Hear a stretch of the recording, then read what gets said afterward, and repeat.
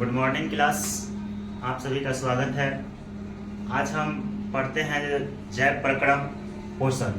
Biology का chapter है, first chapter जैव प्रक्रम एवं पोषण। तो देखिए जैव प्रक्रम पोषण में क्या है। जैव प्रक्रम पोषण, ये चैप्टर का नाम है। क्लास 10th बायोलॉजी है, क्लास 10th बायोलॉजी। देखते हैं जैव प्रक्रम क्या है। तो सबसे पहले हम समझ लेते हैं जैव प्रक्रम। वे सारी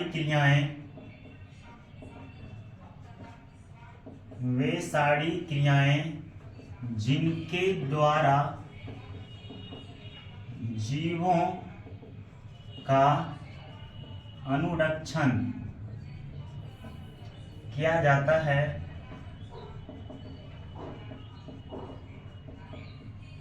उसे जैव प्रक्रम कहते हैं। जैव प्रक्रम कहते हैं।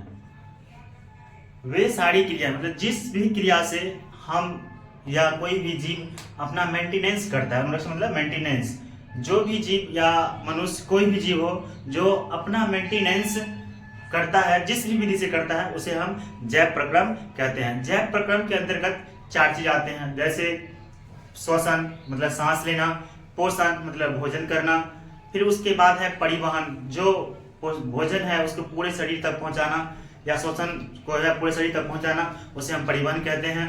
तो श्वसन, पोषण, परिवहन और उत्सर्जन, ये 4 चीज जो है जैविक क्रियाएं हैं। अब हम देखते हैं जैविक क्रिया में पहला है पोषण। पोषण क्या है तो देखते हैं।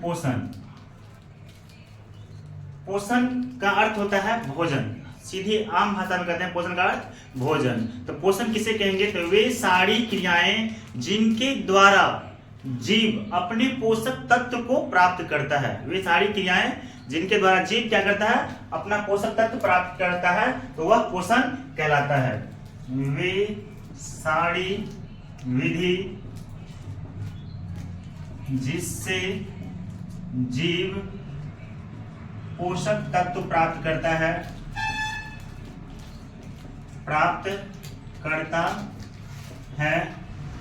उसे पोषण कहते हैं।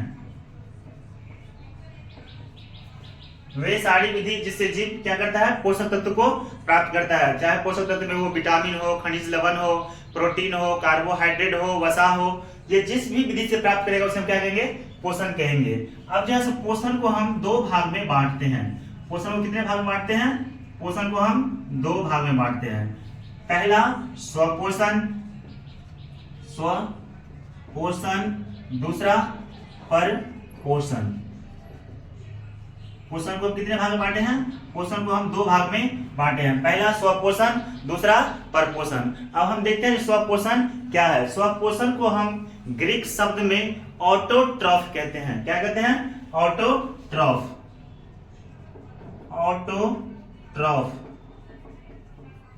स्वपोषण को हम ग्रीक शब्द में क्या कहते हैं? ऑटोट्रॉफ कहते हैं। ऑटोट्रॉफ 2 शब्दों से मिलकर के बना हुआ है, ऑटो प्लस ट्रॉफ। ऑटो और ट्रॉफ के मेल से मिलकर क्या बना है? ऑटोट्रॉफ बना है। ऑटोट्रॉफ 2 ग्रीक शब्द है। ऑटो का अर्थ होता है स्वयं या स्वतः, ट्रॉफ का अर्थ होता है भोजन। तो इस आधार पर हम कह सकते हैं जो ऐसा जीव जो अपना भोजन स्वयं बनाता है या संश्लेषित करता है, इसको हम दूसरे ढंग से भी कह सकते हैं ऐसा जीव जो अपने भोजन के लिए किसी दूसरे जीव पर निर्भर नहीं रहता है, तो उसे हम क्या कहते हैं? स्वपोषण कहते हैं। जैसे में हम कहते हैं हरे पेड़ पौधे। जैसे क्या हुआ? हरे पेड़ पौधे क्या करता है? जो अपना भोजन स्वयं बनाता है। अब दूसरा है परपोषण। हम देख लेते हैं परपोषण क्या है। परपोषण को हम ग्रीक शब्द में हेटेरोट्रॉफ कहते हैं। हेटेरोट्रॉफ। परपोषण को हम ग्रीक शब्द में क्या कहते हैं? हेटेरोट्रॉफ। हेटेरोट्रॉफ जो है 2 ग्रीक शब्दों से मिलकर के बना है, हेटेरो प्लस ट्रॉफ। ये 2 ग्रीक शब्द से मिलकर के बना है। हेटेरो का अर्थ होता है विषम, हेटेरो का अर्थ क्या होता है? विषम। और ट्रॉफ का अर्थ होता है पोषण। तो हम इस आधार पर कह सकते हैं जो ऐसा जीव जो अपने भोजन के लिए किसी दूसरे जीव पर निर्भर रहता है तो उसे हम परपोषण कहते हैं। जैसे मनुष्य, फिर हम कह सकते हैं अमीबा, पैरामीशियम, ये सब क्या है, ये सब परपोषण के अंतर्गत आता है। अब हम देखते हैं जो परपोषण को जो है, परपोषण को भी 3 भाग में बांटा गया है। परपोषण को कितने भाग बांटा गया है? 3 भाग में।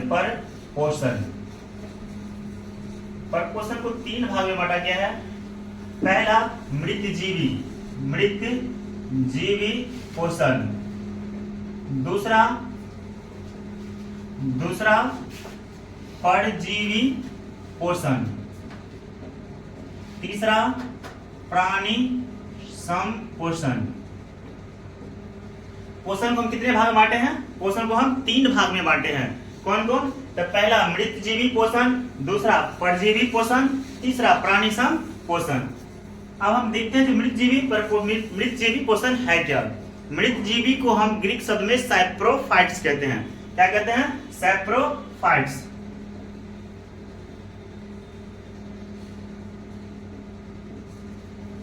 सैप्रोफाइट्स क्या है? एक ग्रीक शब्द है। यह 2 ग्रीक शब्दों से मिलकर बना है, सैप्रोस प्लस फाइट। सैप्रोस का अर्थ होता है मृत या मरा हुआ, और फाइट्स का अर्थ होता है पोषण। तो इस आधार पर हम कह सकते हैं जो ऐसा जीव जो अपना भोजन मरे हुए जीव जंतु या सड़े गले पदार्थ से प्राप्त करते हैं, घुलित रूप में प्राप्त करते हैं, तो उसे हम क्या कहते हैं? मृतजीवी कहते हैं। जैसे हम कहते हैं कवक, प्रोटोजोआ, बैक्टीरिया,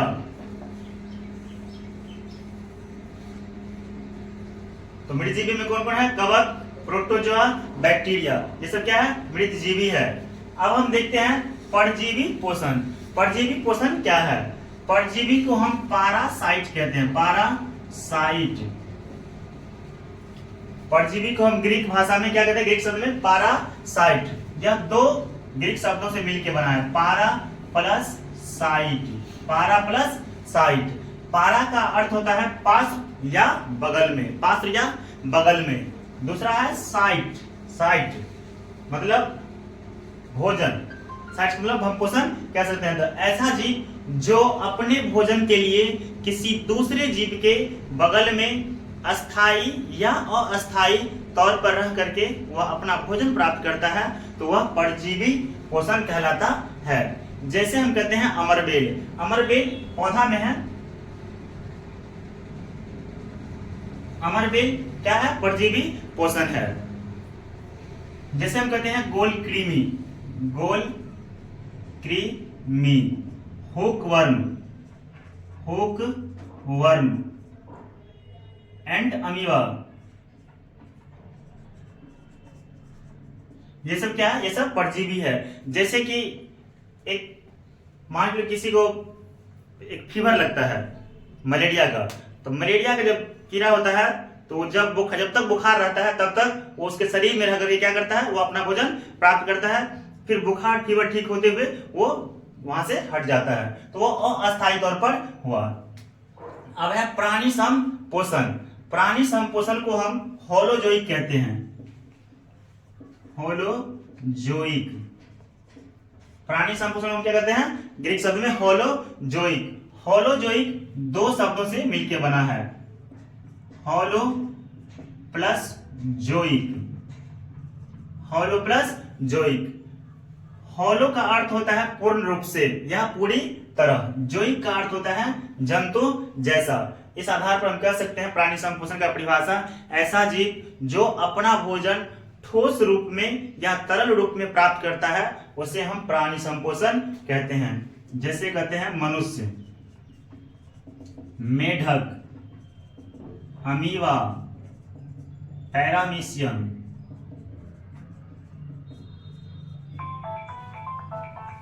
अब हम देखते हैं जो मृतजीवी को हम अपघटक भी कहते हैं। मृतजीवी को क्या कहते हैं? अपघटक। मृतजीवी को क्या कहते हैं? अपघटक। अब हम मृतजीवी को अपघटक क्यों कहते हैं? जो भी जीव मरता है उसको क्या करता है, जैसे कवक हुआ या बैक्टीरिया हुआ, कोई जीव जो मरता है तो उसको क्या करता है, पूर्ण रूप से सड़ा गला देता है और वो मिट्टी में मिल जाता है। जो गैस बनता है वो वातावरण में चला जाता है। और हरे पेड़ पौधे क्या करते हैं, फिर से उस प्रक्रिया को, उससे जो पोषण होता है वो लेता है और फिर यह प्रक्रिया लगातार चलते रहता है। इसलिए इसे हम क्या कहते हैं, मृतजीवी को अपघटक कहते हैं। तो और क्वेश्चन ऐसा भी पूछ सकता है, जो मृतजीवी को क्या कहा जाता है, तो कहेंगे अपघटक। अब फिर है परजीवी में होता है पोषी। परजीवी में क्या होता है, पोषी। अब हम पोषी किसको कहेंगे?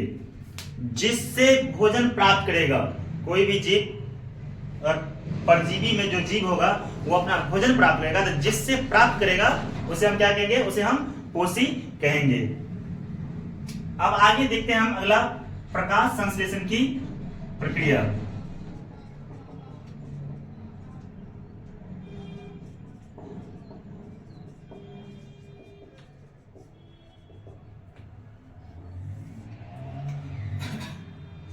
प्रकाश संश्लेषण पहले हम देख लेते हैं, प्रकाश संश्लेषण क्या आवश्यक है। प्रकाश संश्लेषण के लिए आवश्यक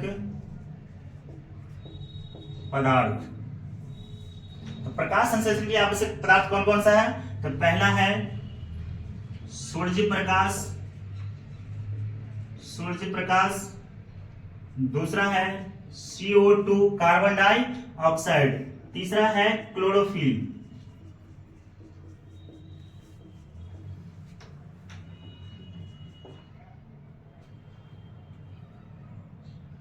जल, या ऐसे भी कह सकते हैं, तीसरा में जल, चौथा में क्लोरोफिल। प्रकाश संश्लेषण के लिए आवश्यक पदार्थ कौन कौन सा है? तो पहला है सूर्य प्रकाश, दूसरा कार्बन डाइऑक्साइड CO2। अब हम प्रकाश संश्लेषण की प्रक्रिया जो बताए हैं, प्रकाश संश्लेषण अभिक्रिया कैसे होता है वो हम बताए हैं। तो अब हम समीकरण द्वारा देखते हैं जो प्रकाश संश्लेषण की अभिक्रिया।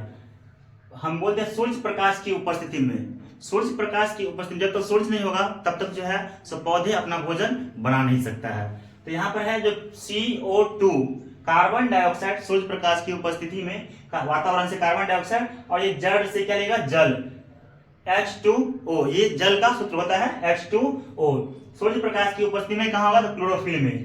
तो क्या बनाएगा, ये C6H12O6 बनाएगा। ये क्या है, तो ये है कार्बोहाइड्रेट। क्या है, कार्बोहाइड्रेट।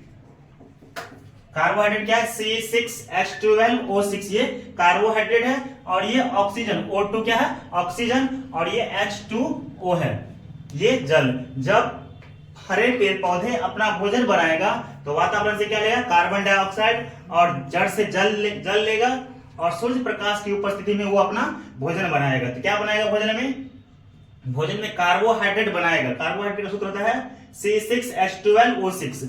और क्या, ये ऑक्सीजन छोड़ेगा और ये जल भी निकालेगा। तो ये भोजन क्या है, इसका पौधे का भोजन होगा कार्बोहाइड्रेट। और ये ऑक्सीजन जो है ये उपोत्पाद के रूप में है। जैसे हम लोग सांस लेते हैं तो ऑक्सीजन लेते हैं, और कार्बन डाइऑक्साइड क्या और कार्बन डाइऑक्साइड छोड़ते हैं। लेकिन हरे पेड़ पौधे इसका अपोजिट क्रिया करता है। हरे पेड़ पौधे जो है सो वो सांस में क्या लेता है, कार्बन डाइऑक्साइड, और छोड़ता है ऑक्सीजन। तो ये उपोत्पाद के रूप में ऑक्सीजन है। लेकिन दिन के समय में क्रिया जो है उल्टा रहता है, लेकिन रात के समय में सेम क्रिया जाता है। हम लोग भी क्या लेते हैं, ऑक्सीजन सांस लेते हैं, और रात में पेड़ पौधे में क्या होता है, ऑक्सीजन ही सांस लेता है। तो ये उपोत्पाद के रूप में क्या होगा, ऑक्सीजन होगा। प्रकाश संश्लेषण की क्रिया 2 चरणों में पूरा होता है। एक जो है प्रकाश संश्लेषण, प्रकाश संश्लेषण की क्रिया जो है 2 चरणों में पूरा होता है। एक प्रकाशीय और दूसरा अप्रकाशीय। अब जो है प्रकाशीय चरण में क्या होता है, प्रकाशीय चरण में पौधा जो है इस जल को तोड़ने के लिए क्या करता है, वह प्रकाश में अपना क्रिया करता है। अन्यथा प्रकाश की कोई आवश्यकता नहीं है, और अप्रकाशीय में वो अपना भोजन बना सकता है। कब, जब जल टूट जाएगा, जल टूट गया तो वो अपना भोजन बना सकता है। कुछ ऐसे पौधे हैं जैसे बरगद, पीपल, नीम। कौन सा पौधा? बरगद, पीपल, नीम। ये पौधे जो है दिन और रात हमेशा क्या देता है? ऑक्सीजन ही देता है। बरगद, पीपल, नीम क्या देता है? हमेशा ऑक्सीजन ही देता है। अब हम इससे अगला क्लास पढ़ेंगे पाचन तंत्र, जो नेक्स्ट वीडियो में हम बताएंगे।